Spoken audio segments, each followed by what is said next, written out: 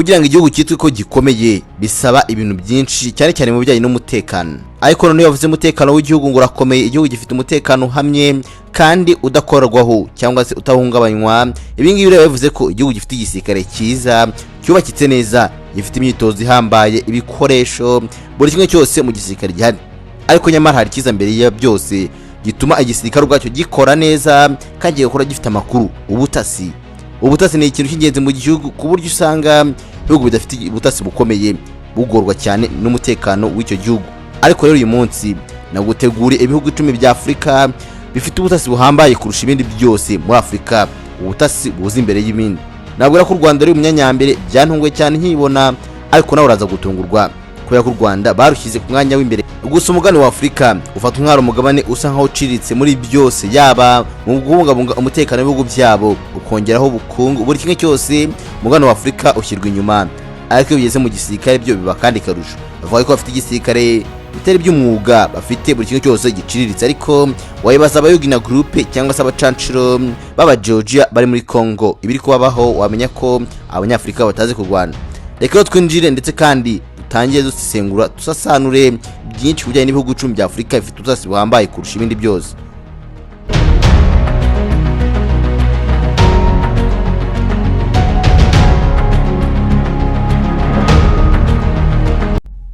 Ntangiye ntateze cyane ibihugu bya Afurika bifite ubutasi buhambaye kurusha ibindi, dore yuko Afurika ni umugabane usa nkaho uri gutera imbere uko iminsi igenda izindi kaza, ugenda ushaho kuzamuka muri byose. Rero reka mbere cyane ku gihugu kizango kiri mu majyaruguru ya Afurika, igihugu gituwe n'Abarabu cyane, ni igihugu cya Misiri, Egypt.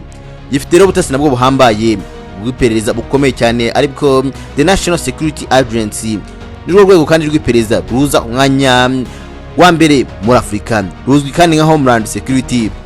Mu nshingano z'ibanze z'urwego harimo kubungabunga umutekano w'imbere mu gihugu, ku mwanya w'ubutasi rero ndetse kandi no ku mwanya w'iperereza mu gihugu. Muri make bakora iperereza n'ubutasi byose birajyana.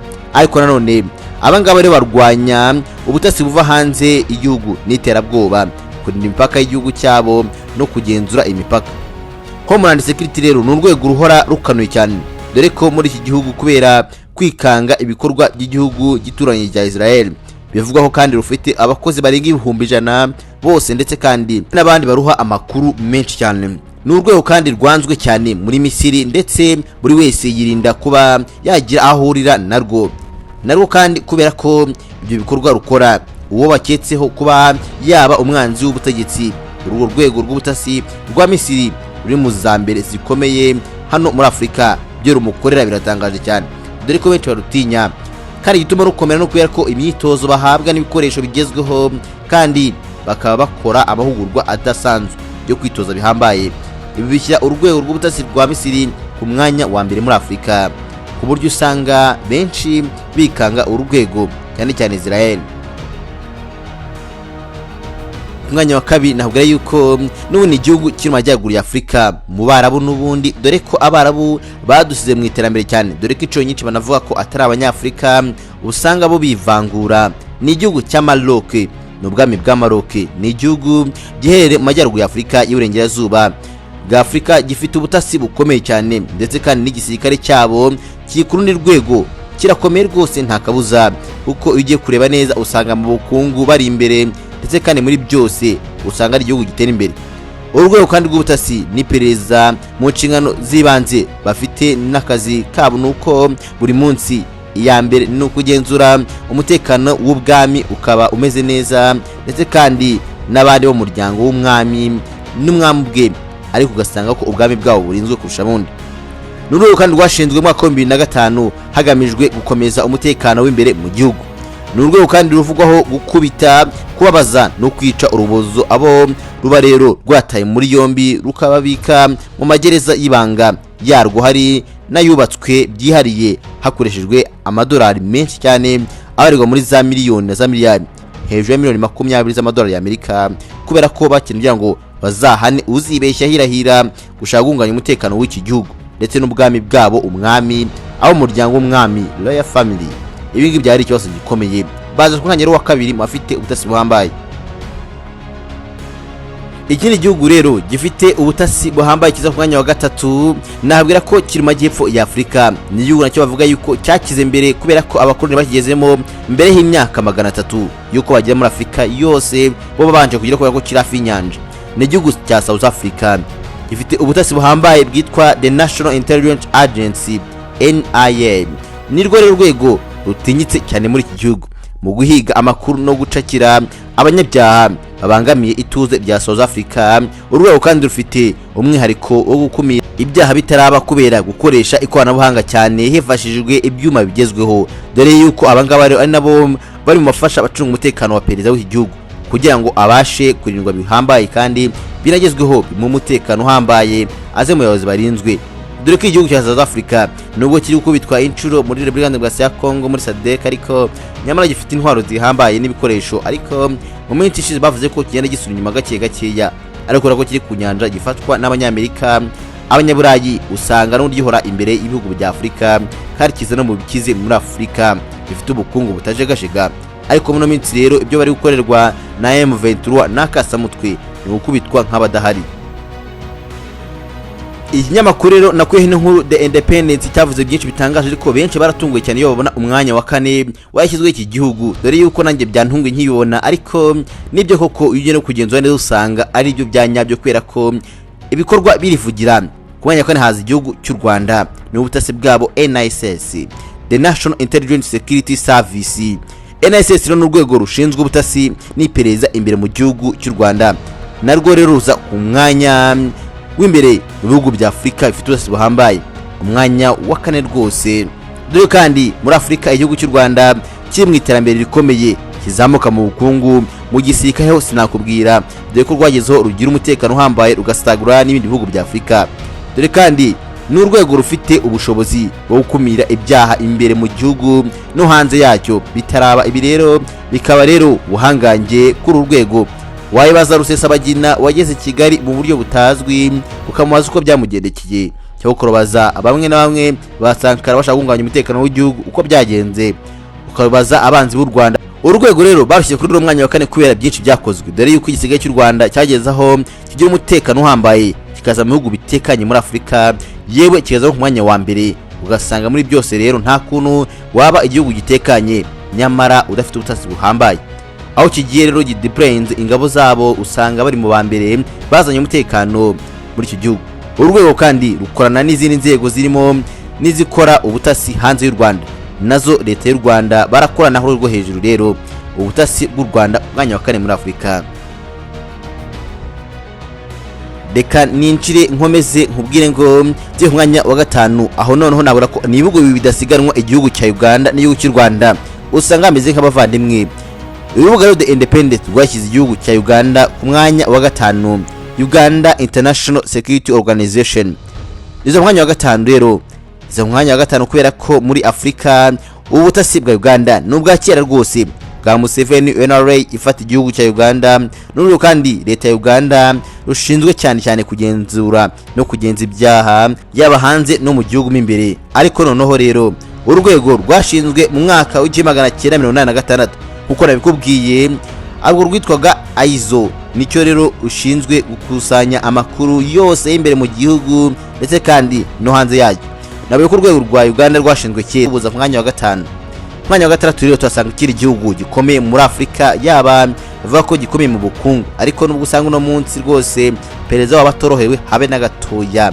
Perezida w'igihugu ntabwo yorohewe habe na gatoya rwose, ariko kirakomeye.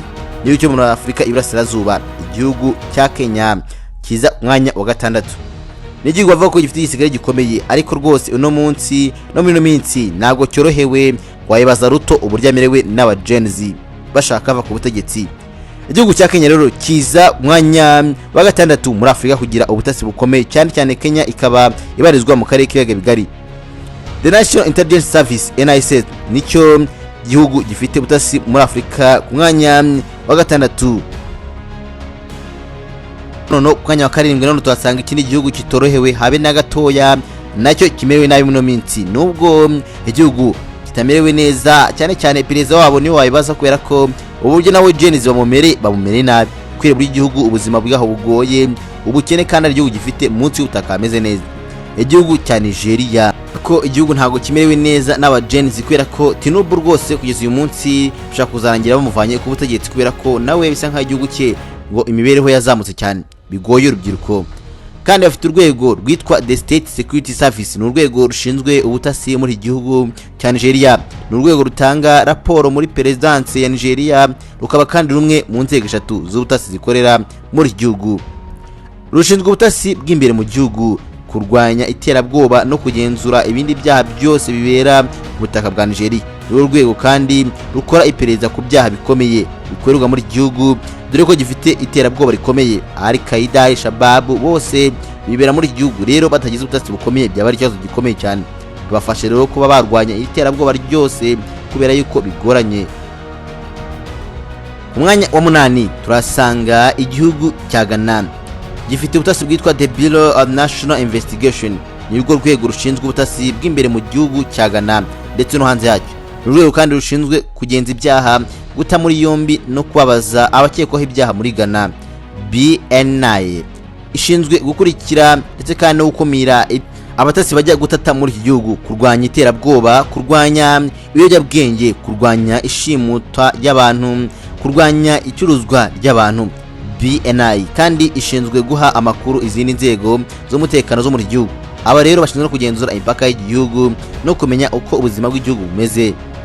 Umwanya wa 9 rero haza igihugu kidakunze kuvugwa cyane, usanga kiturije ariko nyamara kirakomeye dore ko kinikorera intwaro ndetse n'imodoka z'intambara. Igihugu cya Ethiopia cy'imihugu bikize muri Afrika, naho igihugu kitakoronijwe dore cyahanganye n'abazungu maze ntibagikoroniza. Ubu rero ni igihugu gikomeye. Ethiopia nayo iza bihugu bifite ubutasi bukomeye ku mugani wa Afrika, ufite inshingano zo kurwanya ibyaha no kurwanya abanyabyaha ndetse no gukumira ibibazo byose byakwirakwira mu gihugu. The National Intelligence and Security Service NISS ni urwo rwego rw'ubutasi rwa leta ya Ethiopia rukusanya amakuru yose areba igihugu. Urwego kandi rufite inshingano zo kurwanya iterabwoba ndetse no gukusanya amakuru rugenera ingabo z'igihugu kugira ngo zibashe gukora neza nta kidobya bahuye nacyo. Urwego kandi rukorera munsi ya Minisiteri y'Amahoro, rugaha kandi raporo Minisitiri. Ni urwego rwashyizweho mu mwaka wa 2013. Urwego kandi ruvugwaho kubangamira abatavuga rumwe na leta ya Ethiopia ndetse no kubakorera yicarubozo rikomeye, kandi ruvugwaho kuba rubangamira abatangaza amakuru cyane cyane batagendera mu murongo wa leta ishaka. Ku mwanya wa 10 turasanga igihugu kenshi cyane ntikivugwa dore ko nta na rimwe urakiva mu ntambara, dore ko bavuga yuko rero benshi baba bagitinya. Ni igihugu bagitinya ariko nyamara kitavugwa, ariko ugasanga ni igihugu gituje cyane. Igihugu cya Tanzania gifite Tanzania Intelligence and Security Service, iza ku mwanya wa 10 muri Afrika mu gukora akazi k'ubutasi. Tanzania Intelligence and Security Service ikora ubutasi bw'imbere muri Tanzania ndetse no hanze yayo.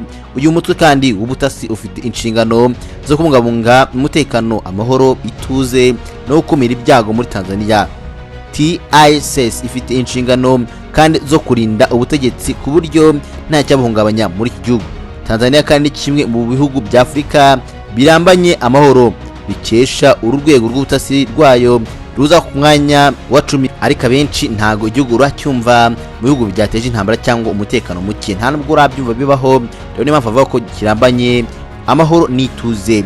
Nk'ibihugu bya Afrika bifite ubutasi buhambaye byashyizwe ku rubuga na Independent, ntago ari ngiye wabishyizeho ahubwo nuko byakurikiranye bivuze uko babyanditse.